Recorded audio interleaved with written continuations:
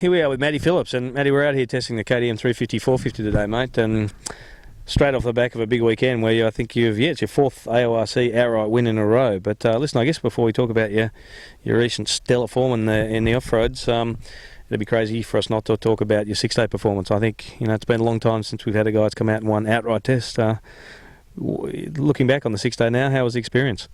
Yeah, it was a great experience. Sort of my first, long stay overseas, as far as the event was big, and going with a big team, and there was a lot of pressure from Motorcycling Australia around the team, sort of a lot of hype and all the rest of it that comes with it. So yeah, it was a good experience, and sort of something we really enjoyed, going away with my family as well. So yeah, we're looking forward to doing it again, and hopefully doing better. Didn't really go to plan in the end, so hopefully next year we can do a little bit better. Yeah, well, you lost those couple of minutes on the last day. You would have had, I think, a second in class and fourth or fifth outright. Let's talk about expectations for a tick. I mean, you're an 18-year-old guy. You went across there. It's your first time with a 6-day. You've only really been in the off-road scene now a year, and yet you're beating some of Finland's best or some of the world's best in their own backyard. Did you surprise yourself? Yeah, I did. I didn't know where to put myself. Always as a racer, you want to go out there and win, and I believe that everyone's got two arms and two legs, and you can only go as fast as you can, and it just comes down to good line selection and the rest of it at the end of the day. So it was good to win a few outright tests, but also disappointing when you go out there and do a rock test and finish like a minute behind in one test. It knocks your confidence back, but overall I'm really happy with where I finished, and I've had a lot of interest overseas to go and race next year, so I'm really excited about that, and hopefully we can make something of that, and if not, we'll the year after.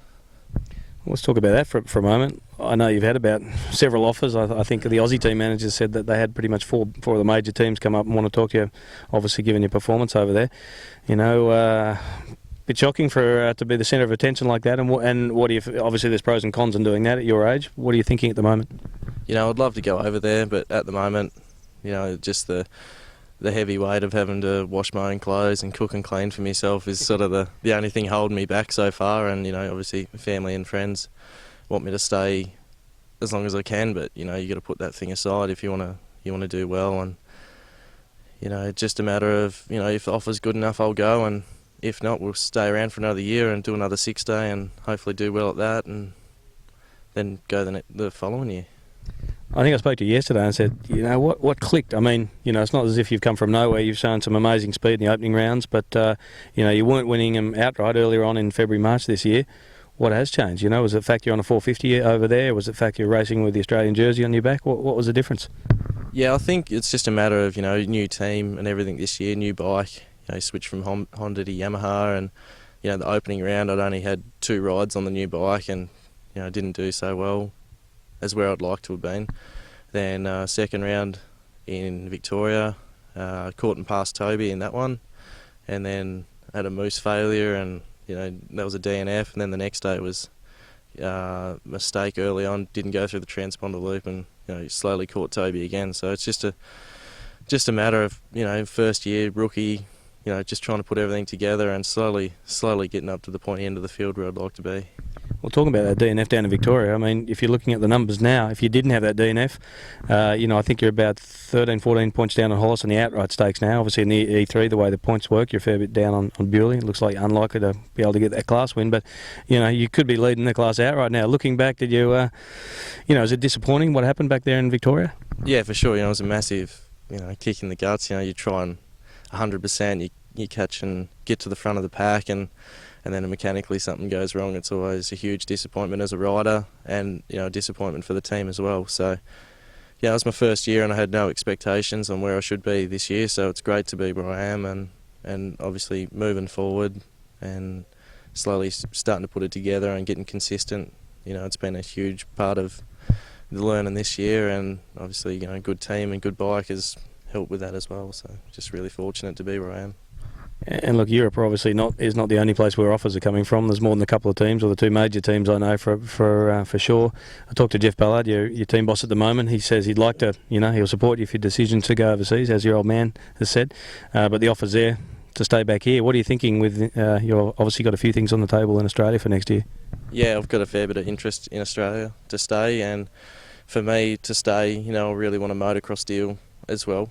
I love motocross, that's what I've done, and eventually I'd love to be fast enough to run with the big boys in the motocross, and I'm not sure where my main interest is at the moment. It's motocross, supercross, enduro. I'm not sure.